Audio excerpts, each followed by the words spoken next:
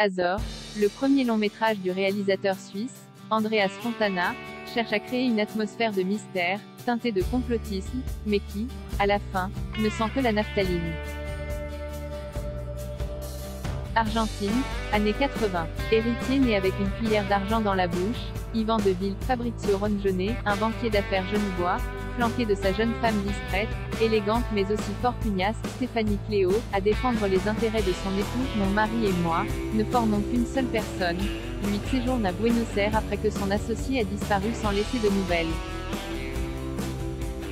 Dans les palaces, les salons feutrés ou les opulentes villas où gravitent cet entre-soi de la fortune, d'obscurs conciliabules polyglottes s'engagent, en français et en espagnol, entre les vieux caciques de la haute finance internationale, leurs avocats, les propriétaires terriens, parvenus et autres éminences grises d'un pouvoir tout juste passé aux mains de la junte.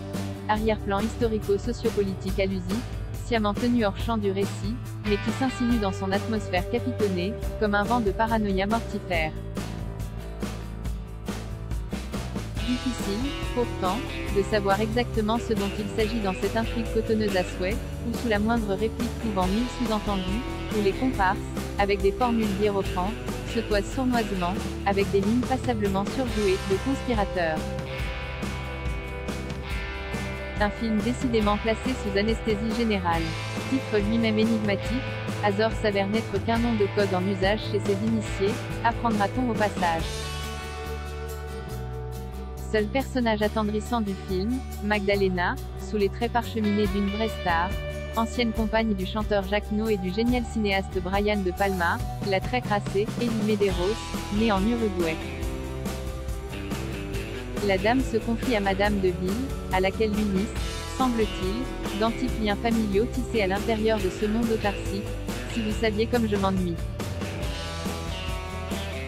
La fatalité de cet ennui finit par transpirer jusque dans le crâne du spectateur, lequel a du mal à se satisfaire d'un dénouement qui entraînera notre cynique, insaisissable banquier dans la jungle, pour se compromettre, sourire en coin, dans les basses œuvres ourdies par les conquistadors véreux de la dictature. Né en 1982, le réalisateur Andreas Fontana, de son propre aveu petit-fils de banquier, n'aura donc pas eu à chercher bien loin les ingrédients de son scénario coécrit avec Mariano Lina pour son premier long métrage. Lui qui enseigne à l'école de photographie de Vevey, devrait apprendre que la naphtaline n'est pas l'autre nom du mystère. Azor, film d'Andreas Fontana, avec Fabrizio Rongione, Stéphanie Cléo, Elie Medeiros, Juan Tranche, Gilles Privat, Juan Pablo Gerretto. Suisse, France, Argentine, couleur, 2021. Durée, 1h40. En salle le 12 octobre 2022. À lire aussi. Du même auteur abonné Plan 75, l'euthanasie, en gros, ça marche. Sundown. Le lent crépuscule d'un homme pris d'une apathie radicale abonné Daesh Romance.